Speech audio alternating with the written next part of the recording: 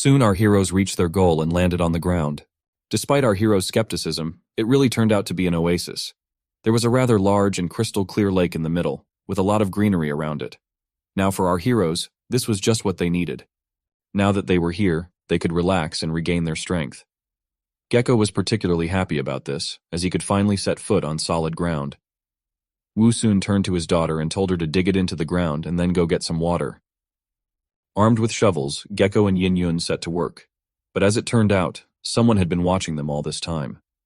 But strangely enough, the one watching them had no evil intentions at all.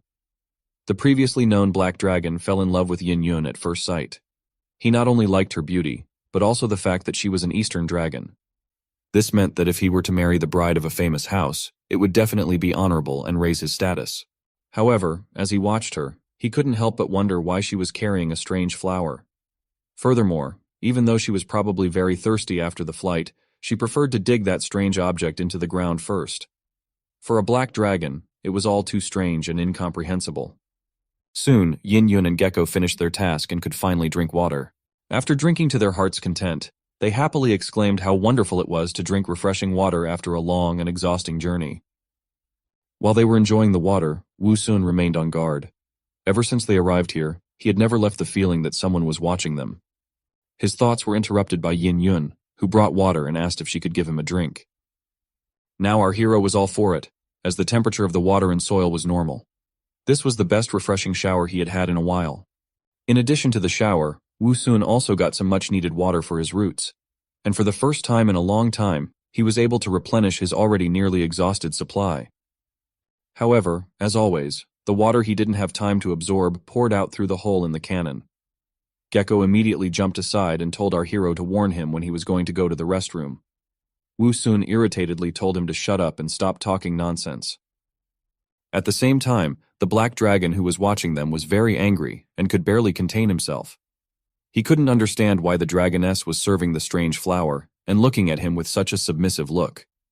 They were noble dragons and could not afford to be ruled by anyone, much less an ugly flower. Suddenly Gecko pointed somewhere and said that he smelled that there was food there. Our hero was puzzled by this information. Yin Yun, on hearing this, enthusiastically said that she would go and check it out. Gecko's sense of smell did not lie, and a moment later the dragoness really found a camel's corpse in the bushes. Bringing it to our hero, she said happily that now she didn't need to hunt. Besides, there was plenty of meat, which would allow them to eat well. The black dragon, who had his prey taken away from him in front of his eyes, was burning with rage. What he had taken with his own strength had just been taken by someone else. All he could do now was not to ruin his first impression in front of the dragoness. Wu Sun, on the other hand, became wary at the sight of the camel's corpse. The bloodstain still hadn't dried, which meant that it had been killed recently. In addition, from the wound marks on its body, it could definitely be said that it had been killed by a large beast. But the strangest thing was that there were no wounds on the camel's neck, while all its bones were broken. This immediately led our hero to think that someone had killed it in the same way that his daughter usually used, namely by dropping the prey from a great height. While he was thinking about it, Yin Yun and Gecko appeared to have already started eating. The dragoness casually asked our flower why he hadn't started eating yet. Wu Sun realized that it was too late to stop them, as they had already started eating. He replied that eating food of unknown source was very dangerous. After all, there was no way of knowing who it could belong to, or what could have been put in it. It could have been a trap. Hearing this, she asked if her stomach would hurt after eating it. Our hero didn't have an answer to that question. Besides, it was already too late to worry about it. Wu Sun doubted that someone would intentionally poison the food. Besides, all the facts indicated that the camel had been killed by some animal. So he decided not to stop his daughter and let her eat, while he decided to stand guard in case the owner of the camel's corpse showed up. While Yin Yun and the gecko continued to eat and wonder why Wu Sun was so tense and worried, our hero was looking worriedly into the distance. He had many reasons to be worried. The fact that the blood was still fresh meant that the beast had left recently. But why had it left? Was it afraid of them? It could be so, but it was possible that the enemy had been waiting and preparing for a sneak attack. While our hero was preparing for the worst, the black dragon continued to grow angrier and angrier. The intruders who took away his food continued to enjoy it without a second thought, and even questioned its quality. He was a majestic dragon that was supposed to do great things. So even though the dragoness was attractive, he decided to put those feelings aside. All he wanted now was for them to leave his territory. After finishing eating, a satisfied Yin Yun offered to eat to her daddy as well. She was still bothered by his gloomy and overly serious appearance. To calm him down a bit, she said that there was no one else in this oasis but them. Otherwise, they would have noticed it as they flew by. Wu Sun was not convinced by his daughter's words, for he realized that the beast could just be hiding well. However, he was also sure that since they had taken away its food, it would show up sooner or later. Since they had already done so, all they had to do was wait. Since our hero also needed to restore his supplies, he finally decided to eat. As soon as Wu Sun ate, the chests immediately appeared, and along with them, Ruhua appeared as usual. The system spirit looked around in bewilderment and asked where they were and why it was so dark. Our hero didn't care about his questions. He told him to stop talking and get to work. This time he had to open all the chests. Although there were only 3 chests, but from one of them, Wu Sun managed to obtain a new B-level gene. The new gene had the name of some unknown plant. From the information available, it could be infused with the entire body. If we look at the specs, this plant was the most drought-resistant. It could produce new shoots even after several years without water. For the first time in a long time, our hero was really excited about the new gene. After all, now when he would fuse it, he would no longer have to worry about the lack of water. And this was a very pressing problem while they were traveling through the desert. Even if he was bitten by a zombie, it wouldn't be a big problem now. Without a second thought, he ordered the system spirit to proceed with the fusion. As usual, he didn't feel any meaningful change in himself. However, it seemed that the need for water had become not as strong as before. While Wu Sun was trying to understand how his gene worked, Yin Yun asked him what they were going to do with the remaining meat, as there was still quite a lot of it. He immediately discarded the idea of taking it with him, as it would spoil very quickly. Eating flies was not a good idea. Since it was cool at night, it wouldn't spoil. They would have enough leftover food to feed them all day tomorrow, just until they set off again. Hearing this, everyone happily agreed to this plan. Well, or almost all of them. The only exception was the Black Dragon. When he heard that they were going to stay here for another night and day, he was finally angry. His patience was broken. He finally showed himself out of the bushes, and with a fierce growl began to shout that he had already been kind enough and let them eat his food and drink his water. However, the fact that they were going to stay here was already too brazen of them. All he wanted them to do was to get out of his land as quickly as possible. Our heroes were not particularly frightened by the appearance of the Black Dragon. To be more precise, they were just surprised. Wu Sun's assumption that someone had been watching them all this time was confirmed. Turning to him, our hero asked him if he was the one who had killed the camel.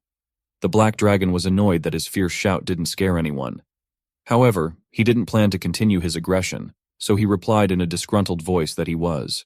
Hearing this, Wu Sun immediately smiled in a friendly manner and began to apologize. He explained that they didn't see anyone near the corpse, so they thought it didn't belong to anyone.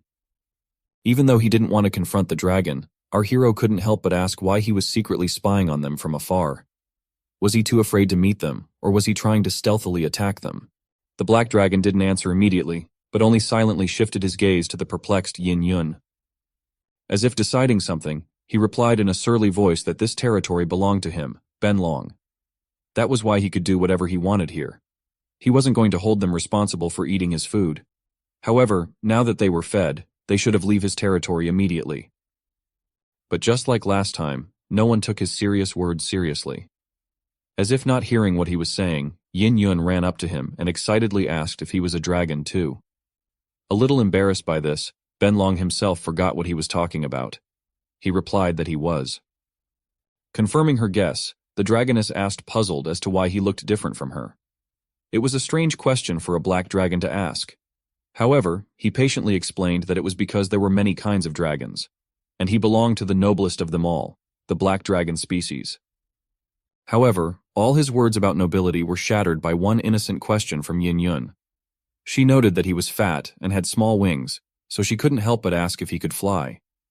Although it was a rather rude question, Ben Long was able to restrain himself and simply replied that he was an expert in flying. However, there was no end to the dragoness's questions. This was the first time she had met a member of her species, so it was no surprise that there was a lot she wanted to ask. Looking at the black dragon once more, she asked if all black dragons were as ugly as he was. Although Ben Long tried to hold back, this question was the last straw.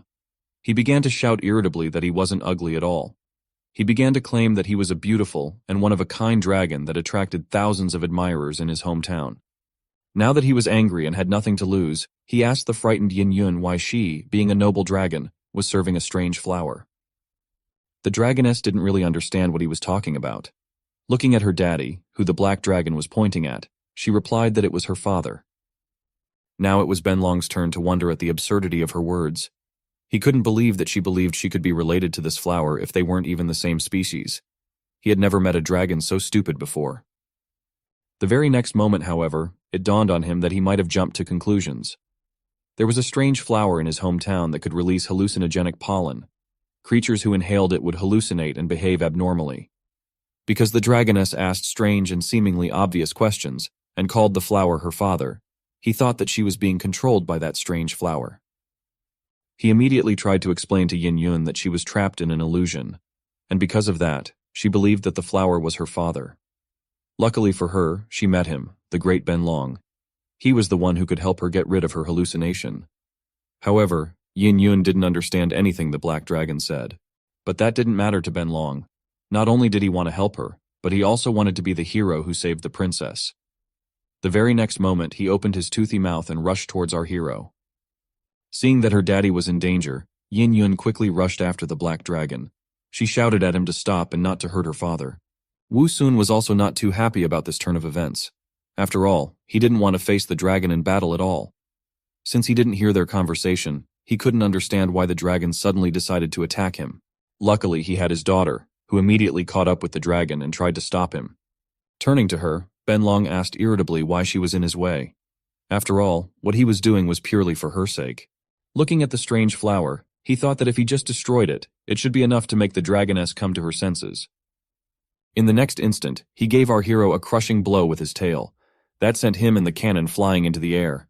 From such a blow, and also not the softest landing, Wu Sun was very dizzy. It took him a while to regain consciousness. When she saw that her daddy had been hit by the black dragon, she immediately slapped the black dragon's face with her paw. She angrily started screaming and asking him why he did it. While Yin Yun was dealing with Benlong, Wu Sun began to slowly come to his senses. Right now, he was truly angry. After all, the black dragon had just almost killed him. And since he had started it first, he should take responsibility for the consequences. Our hero shouted furiously that he was about to taste the power of his dragon cannon. When he heard the word cannon, Benlong immediately fell silent, and fear showed on his face. It looked like he'd had experience with human cannons before. There was no way he wanted to meet them again. Even though he had seen the flower sitting in the cannon before, he thought it was clogged with dirt and didn't work. However, he had no desire to check if the cannon was really working or not. The risk was too great. Therefore, after a moment, he tucked his tail and started to run away. Yin Yun saw him off with a disdainful look. Wu Sun, on the contrary, was annoyed. He didn't want to let go of such an arrogant and ill-mannered dragon so easily. He definitely needed to be taught a good lesson. As it turned out, there was a misunderstanding. Our hero had no intention of using the cannon, and there was no way he could do that. By cannon he meant thorns, which in the next moment flew into the fleeing dragon. It was a special technique called the Xanthium bomb. Benlong had no chance of escaping from them. As soon as the thorns caught up with him, he let out a painful scream. The thorns did indeed possess a truly terrifying power. However, the black dragon was more frightened of being hit by a cannonball. In fact, the pain wasn't that bad anymore. Taking a closer look at what hit him, he found that it was just a thorn. Realizing he'd been tricked, he lunged at our hero with even more fury. He wasn't going to tolerate being treated like this. But this time, Wu Sun was already fully prepared for the fight and was not going to retreat. Even though he couldn't do much damage to the dragon with his thorns, he was sure that it would be different with the arrow.